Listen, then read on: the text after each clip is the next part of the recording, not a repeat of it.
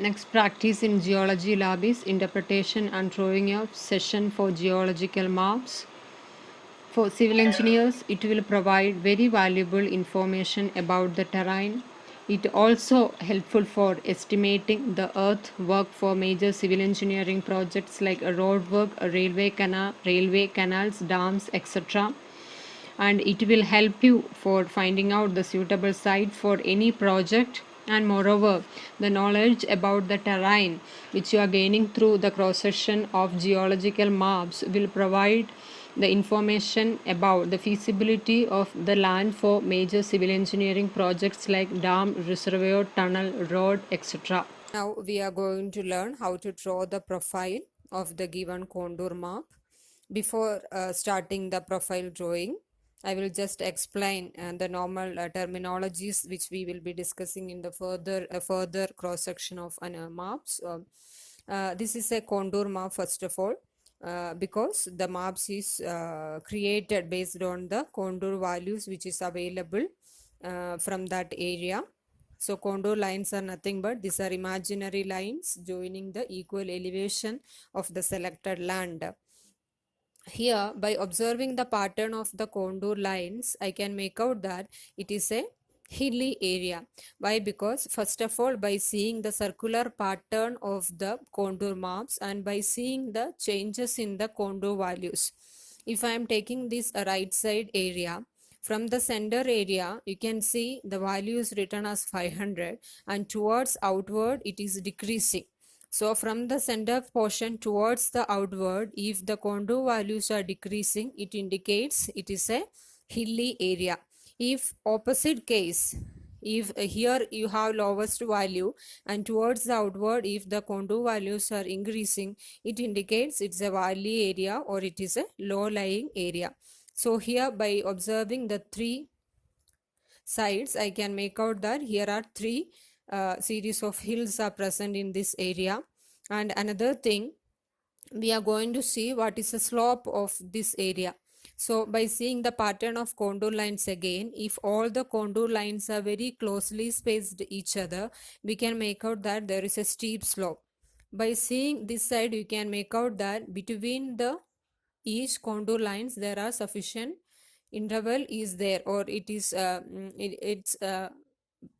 is placed a bit far away to each other. It indicates there is a gentle slope in this area. Another thing, contour interval. It is a difference between the successive contour values 500, 400, 300, 200 and 100. So here the contour interval is 100 meter. And another thing, what you are getting from this map is the highest elevation in this given area is 600 and the least elevation is given as 100. So these are the basic knowledge you should have about the map. And the next one, I am going to explain how to draw the profile. So this is our base map of among all 12 maps. So one by one I will be explaining all the maps and you can learn how to draw the profile of a given contour map. We will be drawing the cross section into a graph sheet. So first what you have to do is take graph sheet of A4 size preferably, and you can give the XY axis. Now what is our next step in order to draw the following is you can fold the you can fold this particular graph sheet like this, only this much portion, because to the x-axis directly you can able to see into the x-axis directly I am going to take out the contour value. So before that, here it is given in the question that draw profile along AB and CD, and you have to describe the topography of the area also. Once you are completing the cross section, you will have more idea about the topography of that area, since you are getting the cross section of that area. So first you can join the 2 points which is given A and B.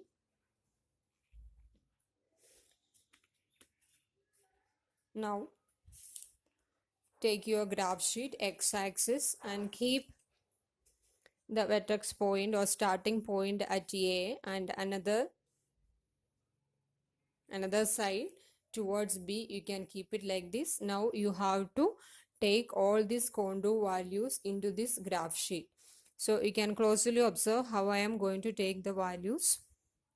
This is the first contour line which I am getting into this x-axis. Mark the exact point over the graph sheet and you can mark what is the value of that particular contour line. Here you can see it is written as 300. So the same value I am writing here. Next contour line I am getting 400. Next one is 500. Next value I am getting to the x-axis is 600 contour line, like that. So this side again the same values will be repeating. 500, 400, 300, 300, 400, 500, 500, 400, 200. That's it. Now we can open the graph sheet and keep it perfectly. Now what you have to do is, in order to draw the ground profile of this area, you have to project this x-axis values towards the y-axis. So here again by seeing the contour interval 300, 400, so contour interval is 100 and I can observe that the least elevation which is available in this area is 100 and maximum elevation is 600. By observing this I can provide the y-axis value. So I'm giving starting from 100 like that up to 600. You can give 200, 300, 400, 500 and 600. Now what you have to do is, as I said, x-axis you have to project to the y-axis in order to get the ground profile. After projecting you have to join that all contour points using freehand, not with the scale. You will be getting an irregular profile or irregular ground profile of the area.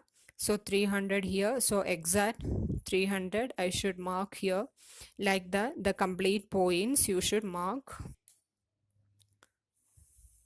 So I have completed projection of all the x-axis contour values into the y-axis. Now I have to join these all contour lines. It should start from y-axis. With your free hand join all these points very smoothly. Here you should make sure that it should be like a hilly appearance. So don't straightly, you should not join these 2 points. You should draw with the hilly appearance, because by seeing the contour pattern we could make out that there is a hill presence is there.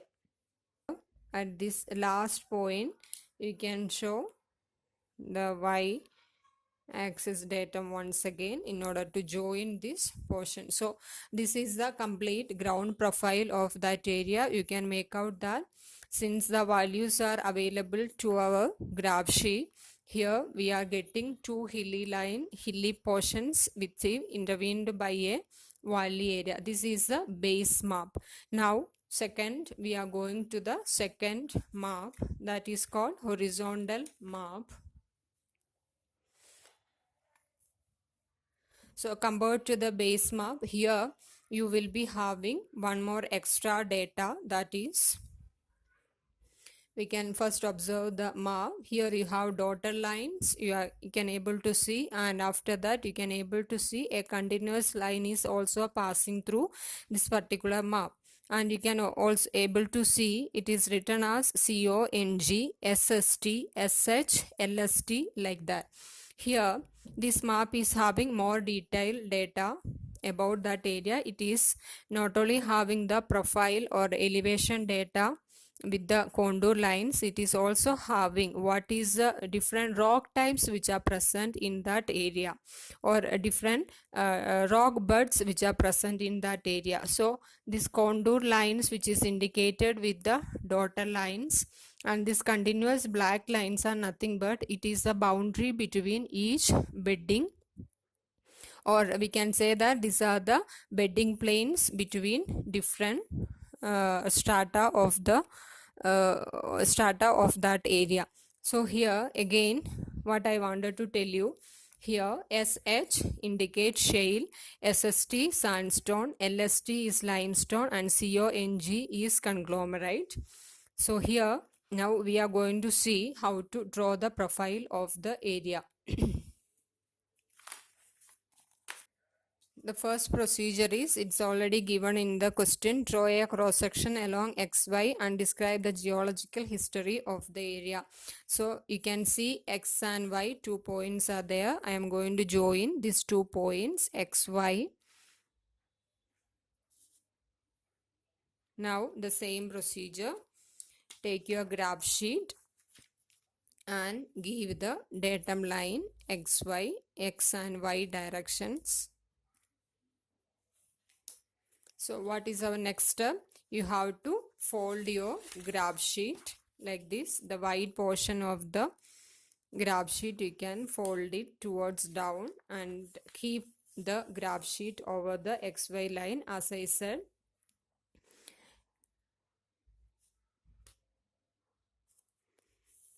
Now you can take all the contour values. Here one thing what you have to observe is, to get the profile of the ground, first you should consider only the contour values, that is dotted line. You can able to see here the first contour line which is available in the XY direction is, XY cross section line is 500. Mark it as 500. And the next line is 400, next one 300. Like that you can complete all the contour lines which is available. If the values is not visible, you can keep one hand over here over the graph sheet and you can turn over and you can see what is the value of that particular contour line. Here 200, it is not visible here. Turn over like this and observe. And next one, make sure that the graph sheet is positioned in the same XY axis without any tilting. Next one 500 I am getting, again 500 repeating, 400, 300, 300, 400 and 500. And after that, what next you can do is, you have to take the continuous black line in order to mark the bedding planes which is present in this area. So here you can able to see exactly the same procedure what you did in the case of dotted lines. You can able to see the continuous lines now with another symbol. Mark the continuous lines. Make sure that you are using different symbol in order to mark the continuous lines, otherwise it may confuse you. That's it. Now you can open the graph sheet. So as in the case of previous map, now what you have to do is observe what is the contour interval. Here what is the least available elevation is 100 and maximum is 500. So I have to give the y-axis value just like that, starting from 100 to 500 I can give, since that is the maximum elevation which is available in that area. Now you have to project the x-axis towards the y-axis in order to get the ground profile. 500 is my first point, so mark exactly here. Then I am getting 400 value, mark it here. Then next one I am getting. Now you can join all the contour values using free hand. Let it start from this y-axis, free hand to join in the another end. This is the ground profile of that area. Again you can see that it is an irregular area with a series of hills and intervened by valleys. Now what we are going to do is we are going to mark the bedding plane of that area. Again we have the bedding plane also. We already marked here that using different pencil or different color or different symbol you can able to mark here. Why I am telling this is it will help you to identify easily, otherwise you may miss some of the points and you will not get exact bedding plane as it is present in the map. Now what is the next method is you have to join this these points whatever you marked on the profile line. For that you can use scale. First see which are the points which are falling on the same line. Here you can see this first point. This is the first point here. First point, and here I am getting another second, third, and this fourth point among all the other bedding plane point. I am getting these 4 lines in a single line. So I can join this in a single line in order to mark the bedding plane of this area. You should not draw the continuous lines like this because this is a valley area. Here the bedding planes or the strata which was present got eroded away, so you should not show. Otherwise you can show it with a dotted line in the outside portion. You are indicating that it was present but it got eroded because of various natural geological process. And another one you can able to see here, you have 2 points, that is one first point and this is a second point. Again you can join that 2 points.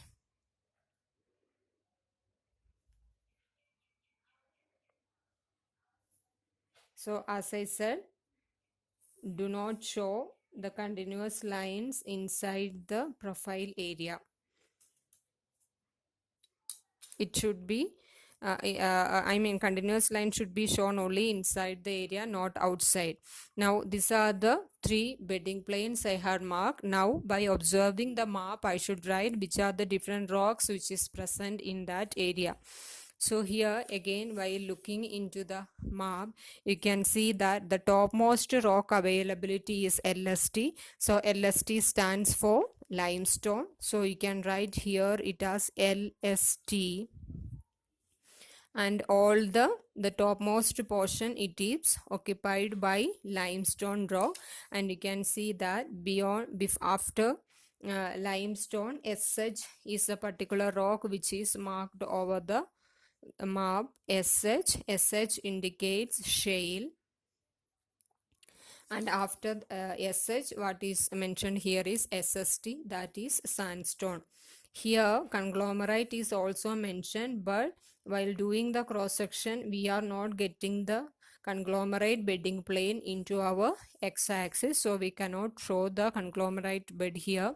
Now not only demarcating like this, for my students I always advise them to show the different bed with the different colors. First portion it is limestone, it is colored with brown color, then it is shale, then with sandstone. Like this if you demarcate it will be easy for you to identify. And here in the side you can show the legend also which color indicate what type of rock.